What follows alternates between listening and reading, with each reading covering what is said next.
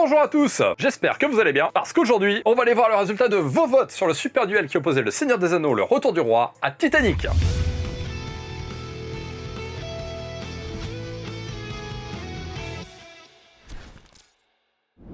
Et du coup, notre premier finaliste est... le Seigneur des Anneaux, le Retour du Roi, parce que vous avez été 17 à voter pour lui, et seulement 14 pour Titanic. On retrouvera donc la communauté des orfèvres les plus célèbres de la fantasy en finale, et aujourd'hui on va s'intéresser à Titanic.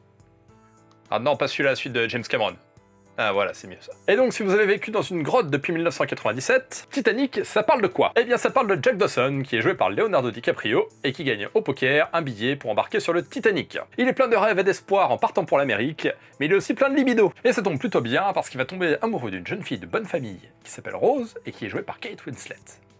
Les deux loustics vivent clairement leur meilleure vie pendant quelques jours, avant que le Titanic ne percute un iceberg et commence à sombrer. Et pour une fois, je vais vous spoiler la fin du film, Jack meurt dans les eaux glaciales de l'Atlantique, parce que Rose n'a pas été foutue de lui faire une place sur son radeau. Alors Rose est-elle vraiment une connasse de classe mondiale comme tout le monde le pense? Bah c'est ce qu'on va voir aujourd'hui dans la petite histoire. Alors je vous le dis tout de suite, malheureusement je n'ai pas eu les moyens d'aller vérifier si on peut tenir à deux sur la porte ou pas. Par contre, les gars de Mythbusters, eux ils avaient le temps et ils l'ont fait. Et le résultat est sans appel, il y avait bien de la place pour Jack sur cette porte. Bon du coup l'autre partie de l'affaire c'est qu'ils auraient été trop lourds, que la porte aurait coulé et que du coup ils seraient morts tous les deux dans les eaux glaciales. Donc oui, Rose est bien une connasse, mais une connasse qui est restée en vie. Et c'est ça qui est important. Quand on pense à ce film, on pense tout de suite à la reconstitution grandiose qui a été faite du paquebot. Et ça c'est pas dû au hasard, c'est que James Cameron pour préparer le film, il a fait de très nombreuses plongées sur l'épave. Et c'est Cameron? Ici James Cameron! Si bien qu'il a passé plus de temps lui-même sur le Titanic que les passagers à l'époque. Notre ami James Cameron, c'est un touche-à-tout très talentueux, et il fait notamment du dessin. Ce qui n'est pas le cas de Leonardo DiCaprio.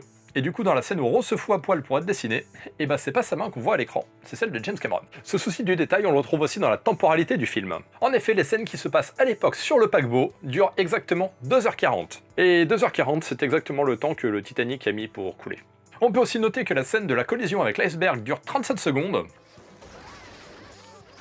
bon, je sais qu'on vous la fait pas, vous l'aurez deviné, 37 secondes, c'est le temps estimé de contact entre la coque du bateau et l'iceberg en réalité. Et on va finir avec une anecdote qui m'a particulièrement fumé. James Cameron, il s'est pris pour George Lucas quand il retouchait Star Wars après coup. Et là, il n'est pas question de guerre, mais bien d'étoiles, parce qu'il y a un astrophysiciste qui a envoyé une lettre à James Cameron, dans laquelle il lui expliquait que vu l'heure et le lieu du naufrage, Kate Winslet ne pouvait pas voir ses constellations. Du coup, le bon James, elle a un petit peu piqué à vif, et en 2012, il a sorti une nouvelle version du film, avec les bonnes constellations dans le ciel. Si toi aussi tu trouves que cette anecdote est complètement ouf, n'oublie pas de mettre un petit pouce bleu et à t'abonner à la chaîne. Et en parlant de trucs ouf, j'ai le film à vous faire gagner. Et là c'est pas n'importe quoi, aujourd'hui c'est l'édition Deluxe Collector 4 DVD avec plein de bonus à l'intérieur. Donc pour le gagner, vous repartagez cet épisode sur Facebook et surtout vous taguez bien les sondages existentiels dans votre post. Bonne chance à toutes et à tous pour le concours. En attendant, c'est déjà l'heure de voguer vers la deuxième demi-finale. Il va vous falloir départager Forrest Gump de Robert Zemeckis et Gladiator de Ridley Scott. Comme d'hab, vous réfléchissez bien à tout ça, vous mettez votre vote dans les commentaires et vous partagez cet épisode à un ami cinéphile pour qu'il vote également. Demain à 16h, on ira faire l'interview de Rose et on lui demandera son ressenti personnel sur cette histoire de porte. En attendant, prenez soin de vous et de vos proches, c'est très important. Et allez, ciao bisous!